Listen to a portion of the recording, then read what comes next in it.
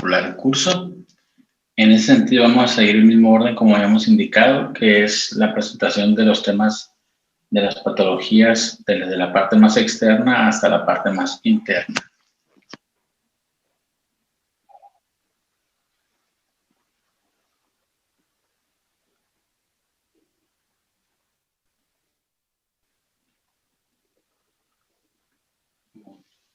Ahí tenemos en pantalla lo que es la presentación.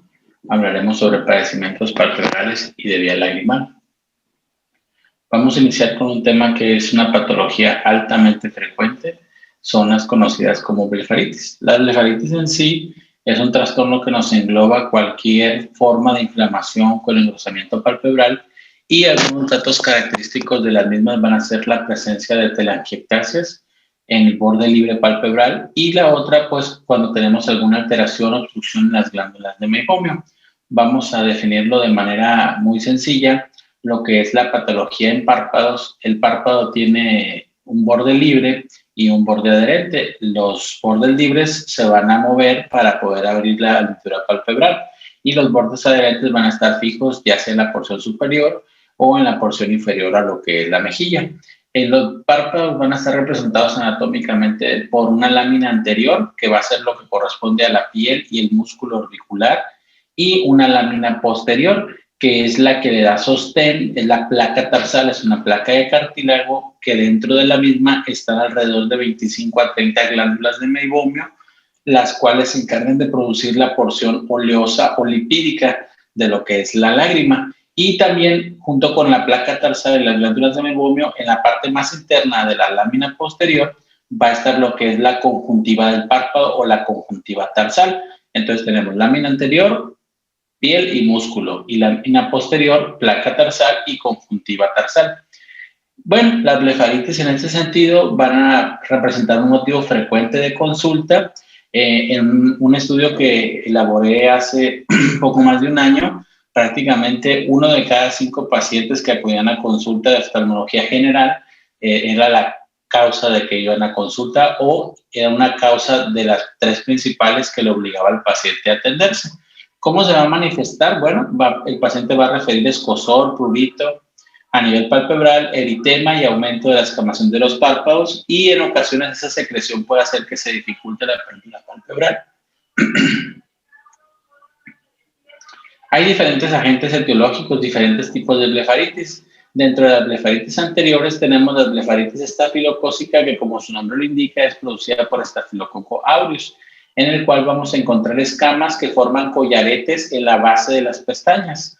Y la otra más común es la blefaritis seborreica. En esta, como su nombre lo dice, existe una alteración a nivel de las glándulas seborreicas con escamas blandas y grasientas que van a hacer que se adhieran entre sí la base de las pestañas, o pestañas filantes le llamamos también.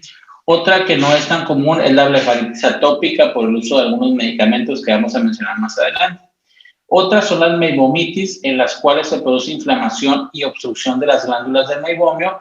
Estas van a ser blefaritis posteriores, a diferencia de las 2 iniciales que son blefaritis anteriores. En el caso de la meibomitis, vamos nosotros a hacer ligera presión sobre lo que es, por ejemplo, en el centro del párpado inferior, y vamos a ver que al igual de salir un poco de secreción transparente, la secreción de esas glándulas va a salir amarillenta, espesa, con grumos o inclusive como si fuera en textura de pasta dental. Esa sería una afectación ya más severa. En esta fotografía podemos ver cómo en la izquierda tenemos la presencia de algunas secreciones en la base de las pestañas en forma de collaretes, una estafilocócica. Y en la imagen de la derecha, no se alcanza a ver también, tenemos algunos vasos entre las pestañas que son las telangiectasias responsables de una inflamación crónica, esos vasos.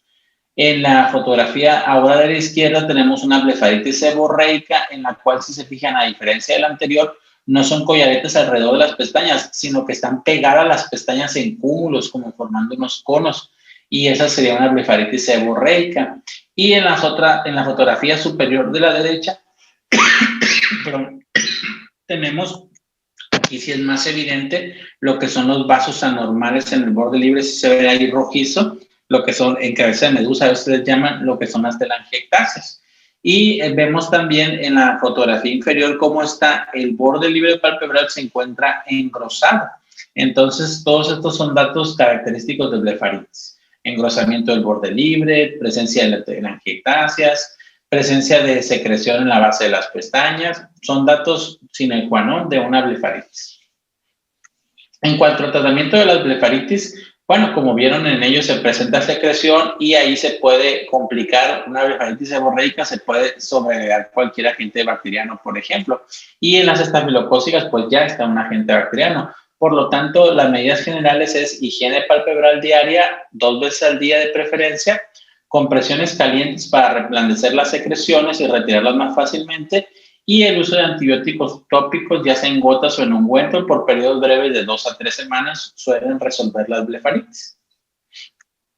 Siguiendo con las patologías a nivel de párpado, tenemos la presencia de los orzuelos. Los orzuelos son inflamaciones palpebrales secundarias a una infección bacteriana. Lo más común, secundario a estafilococos, que van a invadir lo que son las glándulas del párpado. En este sentido, las más comunes, como les decía, las glándulas de meiomio, y al estar invadiendo van a producir dolor, tumefacción, eritema, inflamación, y lo podemos palpar en la exploración como un nódulo doloroso con hipersensibilidad localizada y aumento de la temperatura local, la triada de Virchow.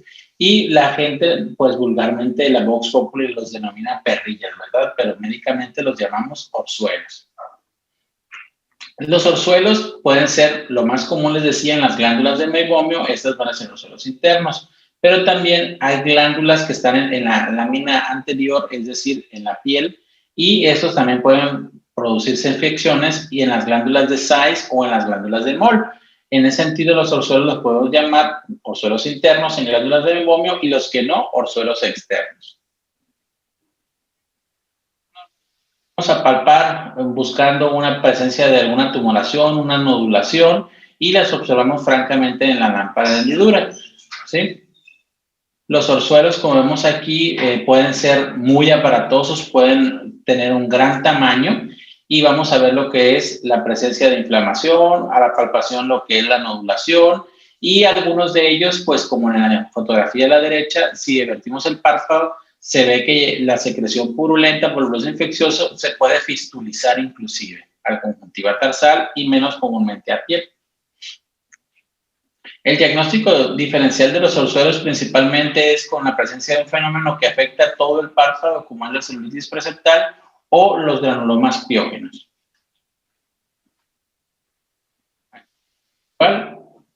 La presencia de, en este caso, una celulitis preseptal en la foto de la izquierda, y en la foto de la derecha ya se fistulizó un orzuelo. Pues lo que queremos, lo más común cuando son glándulas de meibomio, es reblandecer la secreción, que se haga masaje al paciente y que pueda salir lo que es la secreción purulenta infecciosa del orzuelo, número 1, y número 2, al destapar esa glándula con el calor local, no solo sale la secreción purulenta, sino que permite que ingrese mejor lo que es el antibiótico antiinflamatorio. De igual manera lo damos de 2 a 3 semanas, y con fomentos tibios y antibiótico tópico normalmente resuelven la mayoría de los orzuelos en la fase de infección activa, que esa representaría el primer mes. Tenemos los chalaciones. Los chalaciones es la inflamación lipogranulomatosa crónica de esas mismas glándulas por el bloqueo del drenaje y acúmulo de secreciones. Y a diferencia del orzuelo, el chalación ya es una forma crónica, como su nombre lo dice, es un nódulo que podemos palpar, pero ya no va a ser ni doloroso, ni va a tener aumento de la temperatura local, sino que ya va a ser, como dice su contenido, lipogranulomatoso, y no va a tener una infección activa.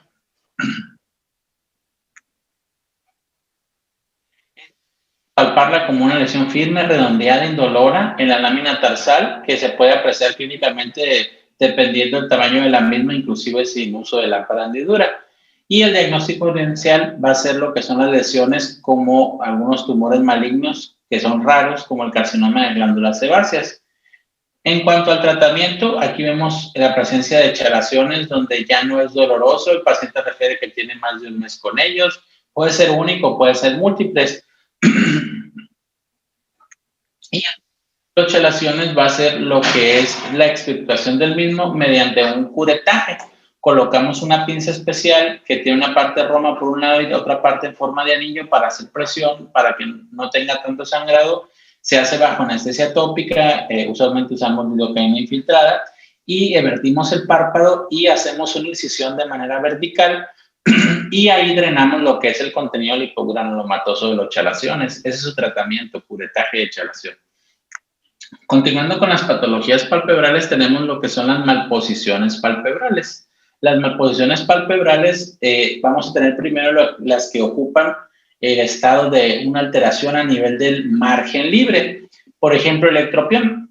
Electropión es la eversión del párpado donde va a producirse una separación entre el borde libre de ese párpado y el globo ocular. Generalmente se debe a falta de tono o a hiperlaxitud del párpado inferior.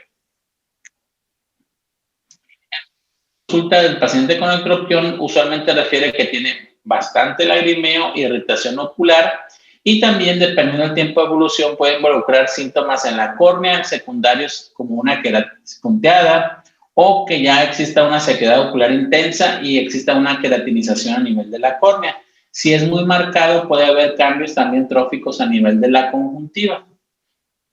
En esta fotografía vemos cómo se encuentra un ectropión, es decir, totalmente lo que es el borde libre, separado del globo ocular, dirigido hacia el exterior, y en esta podemos ver cómo se ve acartonada lo que es la conjuntiva tarsal, y esta ya es un ectropión crónico, ¿sí? Clasificaciones para los ectropiones. Una es dividirlos en congénito y adquirido. Y dentro de los adquiridos tenemos el involutivo, que puede ser por la edad con pérdida de la elasticidad y cambios en los tejidos propios a los cambios seniles. Otro secundario, traumatismos o cirugías, es decir, cicatricial.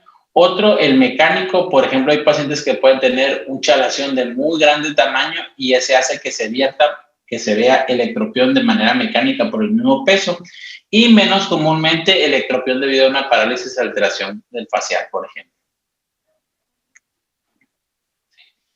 En este caso es un pacientito en el ojo izquierdo, tiene un ectropión que solamente se empieza a manifestar en la parte medial, ¿sí? Nosotros llamamos a la unión de los párpados en el borde libre, cuando es del lado de la nariz, el canto interno, esa unión, y es donde están los puntos lagrimales. Y en la parte temporal, en el sector lateral, donde se unen los bordes libres del párpado, ese será el canto externo. En este caso tiene un ectropión que se manifiesta más en el canto interno.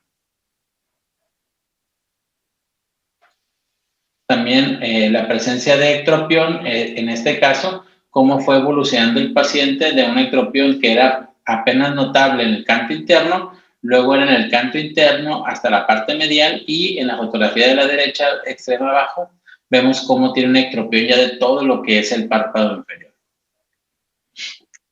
El tratamiento inicial va a ser dar lubricantes, antibiótico en caso de queratitis. Podemos ocluir parcialmente mientras se realiza el procedimiento quirúrgico y normalmente realizamos lo que es el reforzamiento de los tendones cantales laterales e internos para hacer tiras tarsales y poder corregir la malposición mediante cirugía de electropión. El otro es el entropión. En este va a estar la inversión del borde libre, que va a condicionar que las pestañas estén dirigidas hacia el globo ocular. Por lo tanto, esto va a generar que el paciente nos refiera a sensación de cuerpo extraño, enrojecimiento, molestias con la luz, fotosensibilidad y lagrimeo.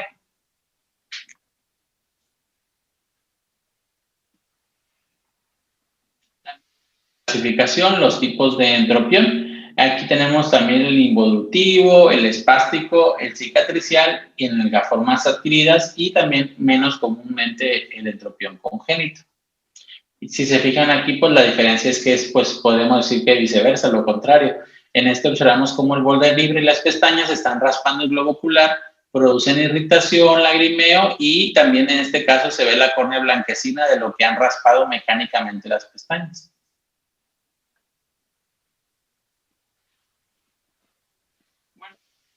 Vamos, aparte de lo que veíamos en la exploración, podemos diferenciarlo de algunas alteraciones como es el epibléfaron.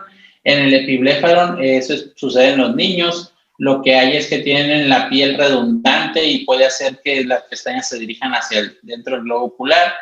La distiquiasis y la criquiasis. En la distiquiasis existe una displasia a nivel de las glándulas de meiomio, que esto hace que se produzcan folículos pilosos a nivel de las glándulas de meiomio, y como están en la lámina posterior, pues estas están rozando lo que es el globo ocular y semejan la sintomatología de una entropión. Y la triquiasis es una alteración secundaria que corresponde a una malposición de las pestañas, en la cual, por ejemplo, el paciente tuvo un traumatismo, una quemadura, se frotan mucho los ojos y eso hace que las pestañas, en igual de crecer hacia el exterior, estén dirigidas hacia el globo ocular, pero estas tienen su implantación normal en la parte externa, a diferencia de la distiquiasis, que esta es una displasia y están las pestañas naciendo en la lámina posterior. Esa es la diferencia entre ambas. Otro entropión donde tenemos hiperemia, fotosensibilidad, el borde libre dirigido hacia el globo ocular y por eso da esos fenómenos. Entonces decíamos que la triquiasis es la alteración de las pestañas que crecen en forma anómala hacia el globo ocular. Puede ser uni o bilateral y, como les decía, es multifactorial.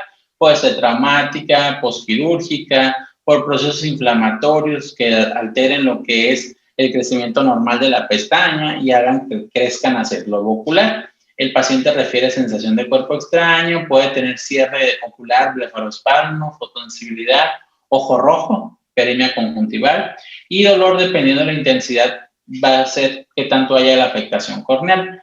Vamos a explorarlo y vamos a ver la hiperemia conjuntival con o sin la presencia de queratitis punteada, y si es algo crónico ya podemos tener cambios a nivel del epitelio corneal. Normalmente buscamos en lámpara hendidura, podemos colocar tinciones como fluoresceína y evaluarla con filtro azul cobalto para ver si hay puntilleo a nivel de la córnea y obviamente evaluar lo que es la dirección de las pestañas. El tratamiento va a ser retirar simplemente mecánicamente las pestañas que crecen hacia el globo ocular y tratar la queratitis con lubricantes y antibióticos profilácticos. Y aquí podemos ver cómo el paciente de la fotografía izquierda tiene solamente una pestaña que está dirigida hacia el globo ocular, ¿sí? No sé si alcance a ver aquí, esta que está aquí. Y en el otro caso, el paciente tiene varias pestañas. Vamos a regresar. El paciente tiene muchas pestañas aquí que están, en igual de estar hacia afuera, están dirigidas hacia el globo ocular y están raspando la córnea, y aquí vemos cambios. En igual de verse la córnea transparente, se ve blanquecina. Esas las retiramos con una pinza y tratamos la queratitis. Y si estas persisten las pestañas naciendo o de manera anómala o dirigidas de manera anómala hacia el globo ocular, se puede hacer una cirugía donde abrimos, separamos las láminas y cauterizamos la raíz de las pestañas para que ya no crezcan. Usualmente las pestañas tardan alrededor de 2 meses en lograr su tamaño adulto. El blefarospasmo es otra alteración que se debe comúnmente a trastornos hiperkinéticos del séptimo par craneal, del facial, y estas van a producir contracciones involuntarias. Aquí, perdón, no es músculo ciliar, es el músculo orbicular. En estas va a haber un parpadeo incontrolable de manera bilateral, puede ser también uniocular, y obviamente la falta de visión por la incapacidad de mantener los párpados abiertos. Estos suelen ser contracciones que son involuntarias, como decía, del músculo orbicular, y estas usualmente se den durante el sueño, más frecuentes en pacientes entre 40 y 60 años. Y como el fenómeno es una contracción involuntaria, son frecuentes y suelen ser dolorosas. Y para poder relajarlo, lo que hacemos es inyectar toxina botulínica. En este caso vemos cómo el paciente tiene el cierre de sus ojos, un blefarospasmo, y es de manera involuntaria y suelen ser dolorosos. Continuando con la patología a nivel palpebral, tenemos la presencia de los tumores. Lo vamos a dividir en los benignos y en los malignos. En el caso de los benignos se pueden desarrollar de diferentes formas dependiendo del tipo de la raza y la ubicación geográfica. Y los tumores benignos a nivel palpebral son altamente frecuentes conforme va aumentando la edad del paciente, va aumentando su prevalencia. Igual que en otras alteraciones a nivel corporal, a nivel ocular debemos hacer también lo que es la semiología de estos tumores. evaluar su tamaño, si tienen cambios con el tiempo respecto al tamaño, su forma, su distribución, su consistencia.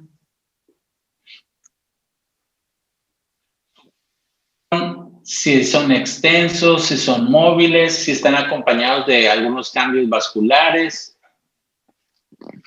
Y ya entrando en materia, en los tumores benignos tenemos el primer representante, es el papiloma. Este es un tumor epitelial generalmente escamoso que puede ser uni o bilateral y en cuanto a su forma puede ser de base amplia, es decir, séssil, o que sea con un pedículo. El diagnóstico definitivo va a ser por biopsia y reporte histopatológico, pero clínicamente la mayoría de ellos los podemos diferenciar.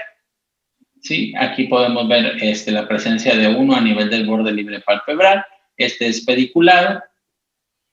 Sí, otra alteración dentro de las tumoraciones tenemos la queratosis seborreica. La queratosis seborreica principalmente está asociada a envejecimiento y exposición solar y la observamos a nivel palpebral como una lesión redondeada o ligeramente ovalada, de aspecto plano, de coloración marrón, con cierta apariencia lipídica o grasa y a menudo puede ser así como en esta forma papilar y menos frecuentemente puede ser pediculada, ya sea única o múltiple.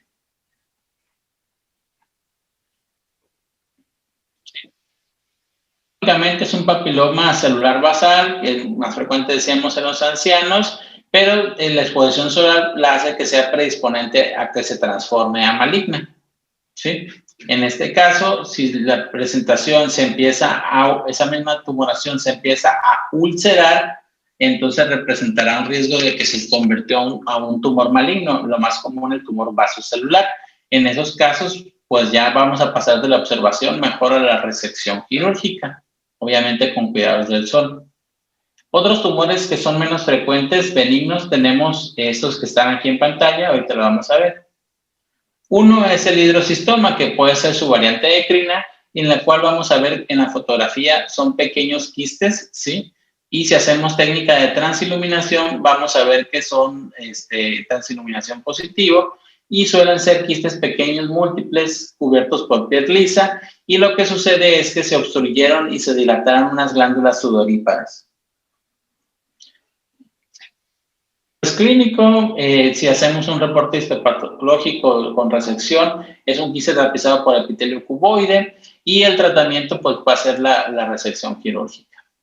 Tenemos la otra variante del hidrocistoma, que es el hidrocistoma apócrino. Este es un quiste redondeado y translúcido, normalmente cerca del borde palpebral y si se fijan toman mayor tamaño porque son glándulas de Mohr y el diagnóstico usualmente es clínico, también tiene transiluminación positiva. Lo que tenemos es una doble capa de epitelio a nivel del reporte histopatológico y de igual manera su tratamiento es la resección quirúrgica simple. Otro tumor tenemos el queratoacantoma. El queratoacantoma es un tumor de nódulo solitario que suele ser umbilicado y el centro va a estar relleno de queratina. Estos suelen tener crecimiento rápido y también suelen evolucionar de forma espontánea. Y principalmente se relaciona a una exposición solar crónica y es más frecuente en pacientes inmunodeprimidos. El diferencial del queratoacantoma son los carcinomas malignos o verrugas vulgares. Usualmente los observamos. Si tiene cambios en el tamaño o en su configuración, lo resecamos quirúrgicamente y en algunos lugares le aplican 5-fluoruracilo, que también le llamamos 5-FU, para hacer que tenga una involución el tumor. Otros son los quistes epidérmicos, también llamados quistes de inclusión. Van a ser lesiones elevadas con epitelio liso intacto, usualmente son redondos, de crecimiento lento, y el diagnóstico es en la presentación clínica. Si se fijan, aquí se observan múltiples quistes epidérmicos. Cuando estos se presentan en la cola de la ceja, usualmente al nacimiento o en los primeros años de vida se detectan y tiene, pues ahí ya le llamamos tumor de la cola de la ceja y suelen ser benignos y se resecan de manera simple también. Otros son los granulomas piógenos, que son menos frecuentes a nivel de los párpados. Donde son más frecuentes los granulomas piógenos es a nivel de la conjuntiva. En los párpados es menos frecuente. Y en ambos se ven como masas pediculares rojizas, son friables, sangran muy fácil y se asocian a algún antecedente como cirugía, infección o traumatismo. Y el diagnóstico suele ser fácilmente clínico, como en la fotografía, un tumor rojizo y que sangra fácil. Y el antecedente casi siempre está presente. Y su diagnóstico diferencial va a ser con el sarcoma de Kaposi, que la diferencia principal aquí es que estos son más grandes y obviamente siempre el tumor de Kaposi va a estar relacionado a pacientes con HIV. Y el tratamiento va a ser la resección quirúrgica. El santelasma, suele ser un tumor muy frecuente. Se representa por placas subcutáneas amarillentas que van a estar constituidas por colesterol y lípidos. La mayoría se manifiestan de manera bilateral y lo más común en lo que es el canto interno, en el sector medial, como en esta fotografía. Aquí vemos las placas, tanto en la parte superior, ¿sí?, como en la parte inferior. La acumulación de lípidos es más frecuente en las mujeres y aumenta su frecuencia conforme aumenta la edad.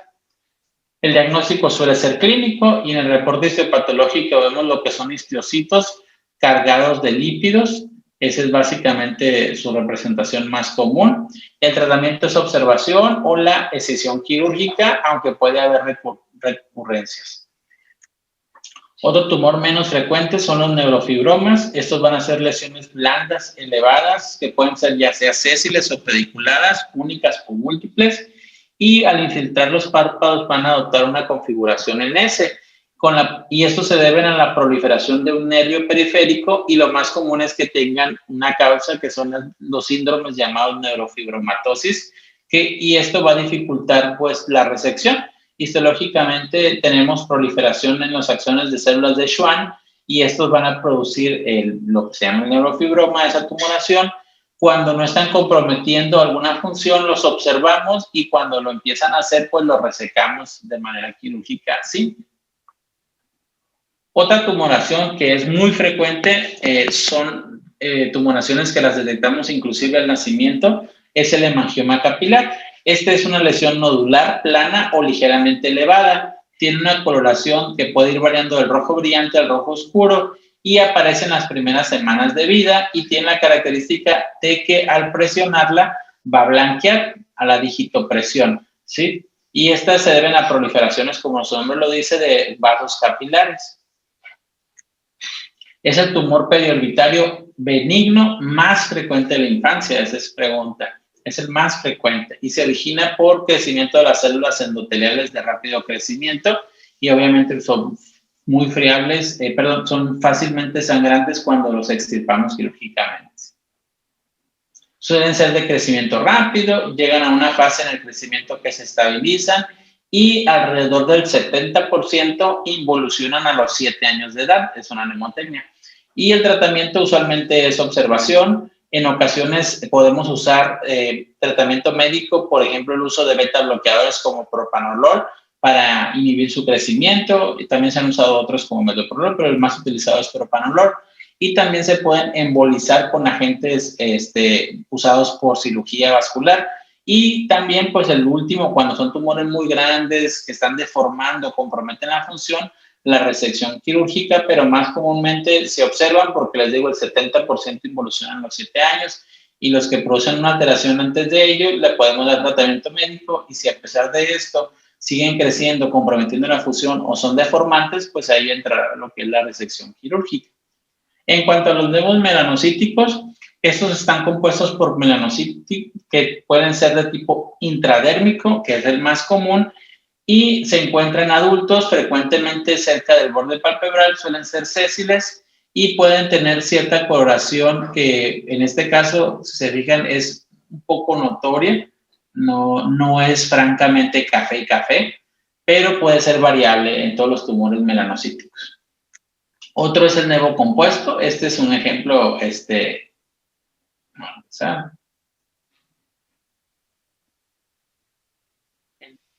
de la unión mucoepidérmica, que son células névicas que están en la parte más profunda, y estos pues los debemos de observar porque pueden tener cambios, y lo más común es que usamos la misma nemotecnia que el melanoma en piel, pues en este caso también son en piel, pero también pueden ser en el borde libre, y vamos a ver lo que es la asimetría del tumor, lo que es la característica si tienen unos bordes que están bien definidos, lo que son cambios en la coloración, lo que es el diámetro, que debe ser menor a 1 centímetro, y la extensión del mismo es el ABCDE, esa es la mnemotecnia. Los palpebrales más frecuentes son los que están a nivel de la piel. La mayoría suelen ser benignos y deben diagnosticarse y seguirse oportunamente buscando las características que comenté. Y pues la última palabra, pues el diagnóstico de confirmación siempre es el reporte histopatológico. Ahora entrando en los tumores malignos, tenemos por ejemplo el carcinoma de células basales o epitelioma vasocelular o el vasocelular, que llamamos a secas. Este es un tumor derivado de células basales, como su nombre lo indica, de la epidermis, y es el tumor maligno más frecuente a nivel de los párpados. Y se debe principalmente, el factor de riesgo número 1 es la exposición a la luz ultravioleta. Son tumores de crecimiento lento, que es muy raro que sean invasivos y metastaticen. Usualmente son en etapas avanzadas. El tumor, su localización más frecuente es a nivel del párpado inferior y por eso también puede ser una mnemotecnia. Son carcinoma vasocelular, ¿sí? Están en la base, es decir, en el párpado inferior, y son a partir de las células epiteliales basales. Eso es como una mnemotecnia, ¿no? Histológicamente hay 5 tipos. El más frecuente es el nodular ulcerativo, el pigmentado, el esclerosante, ya sea el superficial, y el fibroepitelioma. El nodular ulcerativo es el más característico de todos ellos, ¿sí? En este caso tenemos uno que está en la porción superior y otro que está en la porción inferior, invadiendo lo que es el canto interno. Normalmente se observan como una tumoración que tiene bordes aperlados y se puede hacer un cráter en el centro sufriendo necrosis, como en la foto de la derecha, y descamación del mismo. El otro tumor importante a nivel de los párpados maligno es el carcinoma de células escamosas, o también llamado espinocelular. Este deriva del estrato escamoso del epidermis palpebral y este es más agresivo y puede dar inclusive metástasis, aunque no es tan frecuente. La lesión de piel que más frecuentemente predispone es la queratosis actínica y suele ser más frecuente en el párpado inferior, pero en el canto externo. Suelen ser más aparatosos y suelen ser más deformantes. En este caso, si se fijan, prácticamente el carcinoma escamoso está tomando todo el párpado inferior. Frecuente es el carcinoma de glándulas sebáceas. El carcinoma de glándulas sebáceas, de todos, es el menos común, afortunadamente. Digo afortunadamente porque es el más agresivo. Es un tumor que se origina en las glándulas del meibomio, se disemina y da metástasis de manera temprana y es más frecuente en el párpado superior, a diferencia de los previos. Si se fijan aquí, este paciente tiene infiltrado todo el párpado superior. En igual de verse la conjuntiva rosácea, se ve blanquecina con la presencia de crecimiento hacia el borde libre, ¿sí? Pues de todos los tumores, como su nombre lo indica, hasta el mismo nombre, el apellido lo tiene, es altamente agresivo también. Es una proliferación maligna de melanocitos y existen 4 tipos principales: el léntigo, el de extensión superficial, el nodular, que es el más frecuente de los párpados, y el melanoma lentiginoso acral o de extensión también profunda. Aquí vemos un melanoma a nivel del borde libre palpebral. Y eso correspondería a lo que son los tumores de la vía lagrimal. Aquí no sé por qué se movió la diapo. Continuando con las alteraciones de la parte externa a la interna, ya hablamos de las alteraciones a nivel de los párpados. Ahora vamos a hablar de las alteraciones a nivel del sistema lagrimal. Ya habíamos comentado que el sistema lagrimal tiene una porción secretora, que son las glándulas lagrimales, y una porción excretora que inicia desde los puntos lagrimal superior e inferior, los canalículos, el canalículo común y lo que es el conducto nasolagrimal. Cuando nosotros tenemos una obstrucción del sistema excretor, el paciente va a referir lagrimeo, pero si este es debido a una obstrucción, en realidad no se llama lagrimeo, vamos a decir que se llama epífora. Y este va a ser el dato más común de las dactioestenosis, es decir, de las oclusiones a nivel del sistema excretor.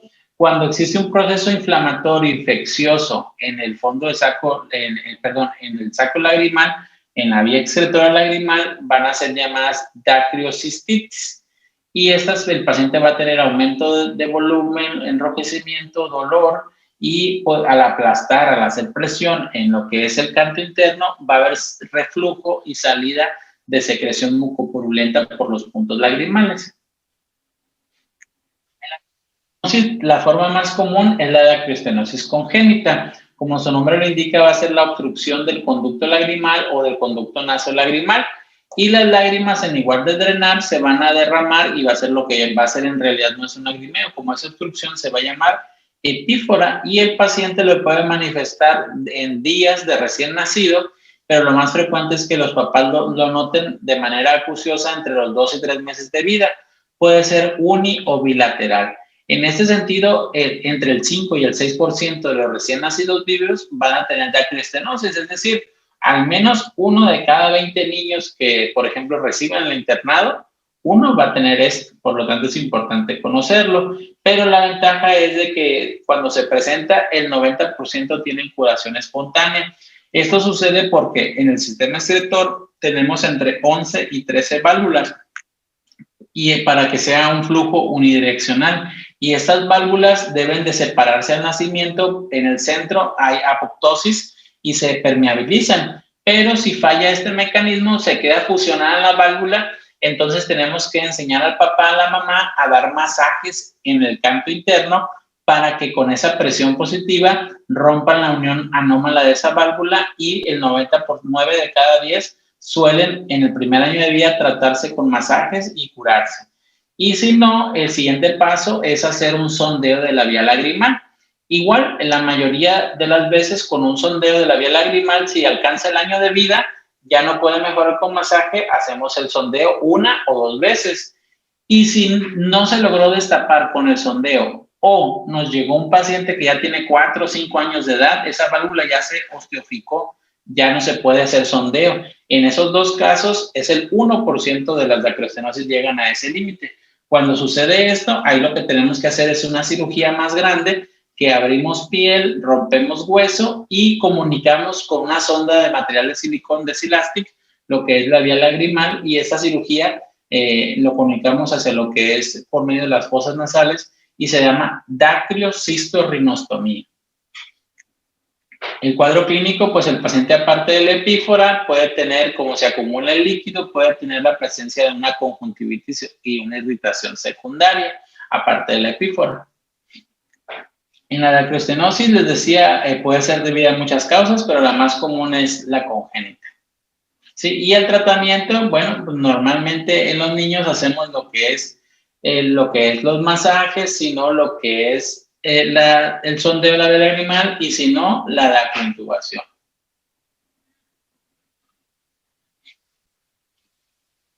Aquí lo que se produce es una infección en el saco lagrimal y suele ser secundaria a obstrucciones. Es poco frecuente, y los agentes infecciosos más común es Staphylococcus aureus, Streptococcus pneumoniae y menos comúnmente Pseudomonas aeruginosa. Ese también salió movido. Bueno, en este caso lo que sucede es que hay aumento con dolor que puede ser agudo o subagudo con la epífora, con aumento de lo que es la temperatura y volumen en el saco lagrimal, tumefacción en el canto medial, y el paciente refiere dolor al tacto. Podemos palpar esa zona. Si hacemos presión, va a haber regurgitación de secreción purulenta por los puntos lagrimales, y en algunos casos avanzados, inclusive puede fistulizarse a piel, como en esta fotografía. El tratamiento es con calor local y con antibióticos. Lo más común hoy en día, pues la dicloxacilina cubre muy bien a estos gérmenes. Y en el caso de los pacientes diabéticos, tenemos que vigilarlos, como en este caso, porque de ser simplemente una dacrocistitis, progresó e hizo una celulitis preceptal. Si se fijan, tiene hiperemia toda la mejilla y todos los párpados. En esos casos tenemos que cuidar más al paciente cuando tiene antecedente de diabetes. Puede hacerse más grave. Entonces, tratamiento, calor local, antibióticos para quitar el cuadro infeccioso, y en un segundo tiempo, lo mismo, destapar la vía lagrimal mediante cirugía con una dacriocistorrinostomía. Se pueden hacer crónica, como en este paciente. Igual el tratamiento va a ser, si tiene un proceso infeccioso, ¿sí?, lo que es calor local, a veces se fistulizan y el medicamento vía oral. Y secundariamente lo que es la dacriocistorrinostomía. Otra alteración que es una malformación congénita poco frecuente es el dacriocistocele. En este el paciente nace con una dilatación congénita del conducto lagrimal y usualmente se puede diagnosticar en el desarrollo prenatal por ultrasonido. Suele ser estéril, pero en algunos casos se puede infectar y puede removerse quirúrgicamente. El diagnóstico, pues les decía, puede ser por ultrasonido de manera primaria a nivel del diagnóstico antenatal y se puede hacer una aspiración con aguja o una dacriocistorrinostomía cuando ya nace el paciente. Muy bien. Entonces, hasta aquí llegaríamos hoy. Mañana continuaríamos con las patologías a nivel del aparato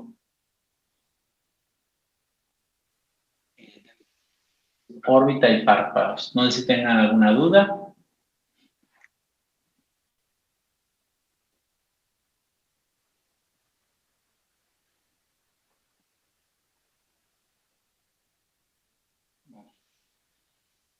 Si no hay ninguna duda, mañana continuamos con el tema, con las alteraciones igual a nivel del aparato lagrimal. Mira, aquí me puse una duda.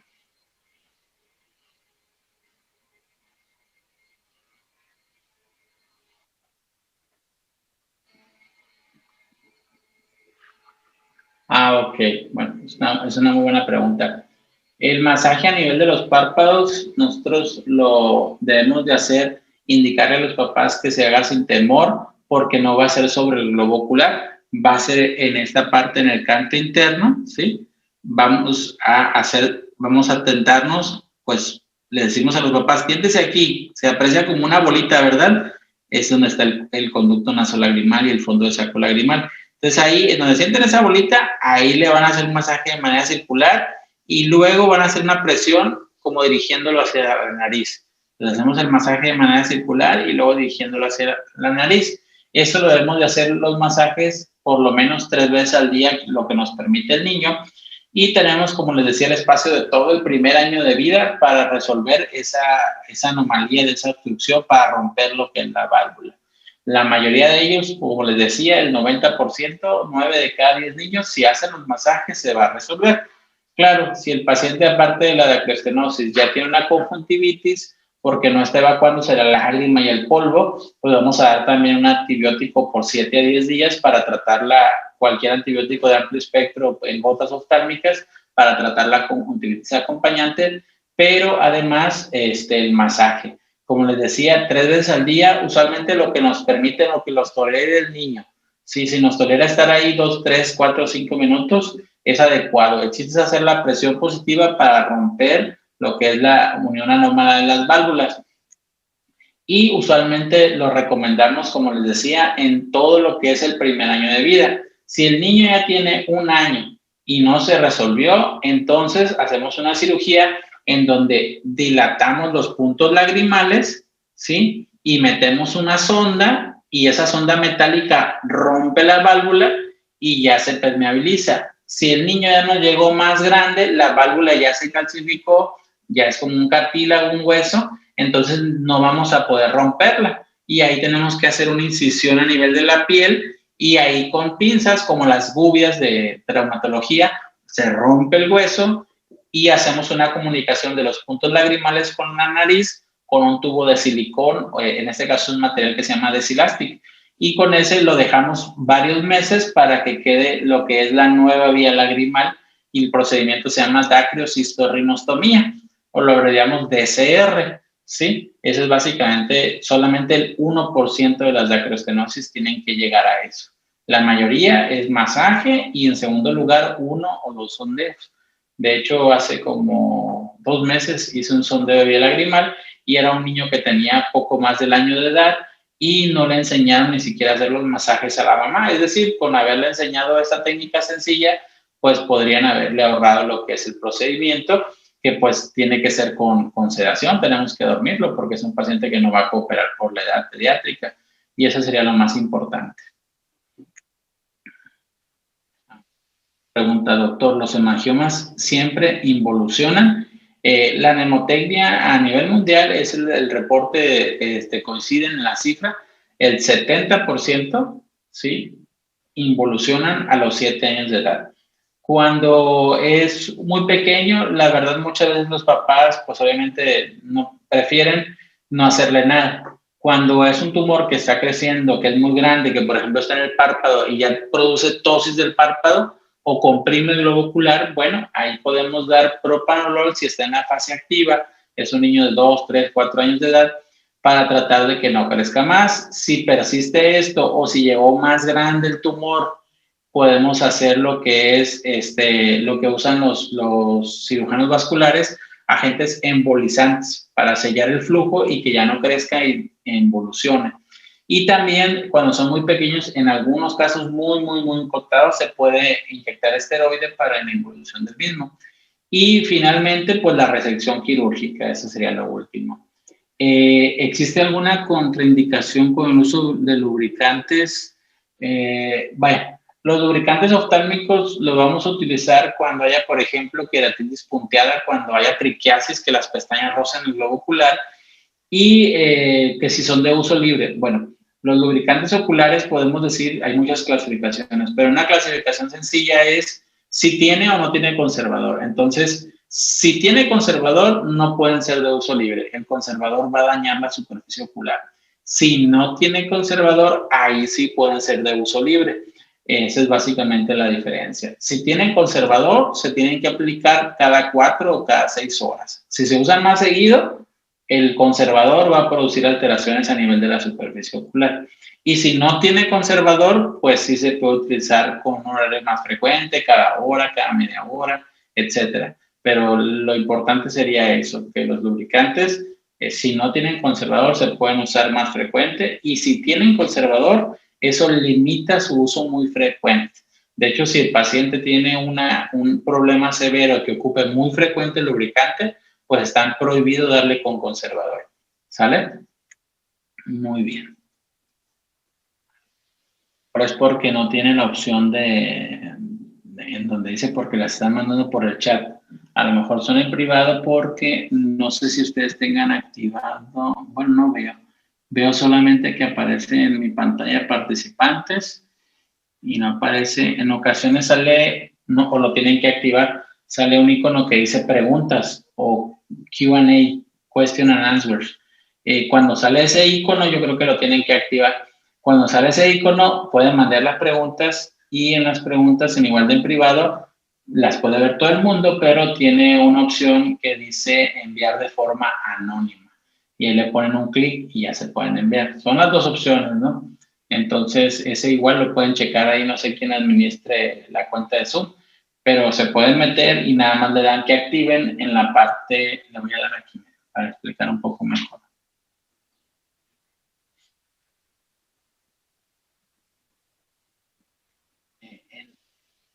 En la parte superior, aquí donde dice arriba, que en mi pantalla ven que dice no compartir participantes, ahí enseguida sale otro icono que dice preguntas y respuestas, una Q de question en inglés y una A de answer.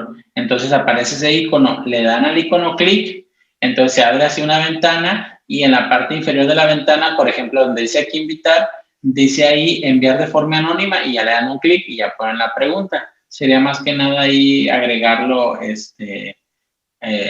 la opción esa de preguntas y respuestas en su cuenta de Zoom. Ese sería nada más. Entonces, si no hay ninguna otra pregunta, comentario, nos veríamos para la siguiente clase, continuando con alteraciones de órbita y anexos. Que tengan buen día. Buen día, doctor. Gracias.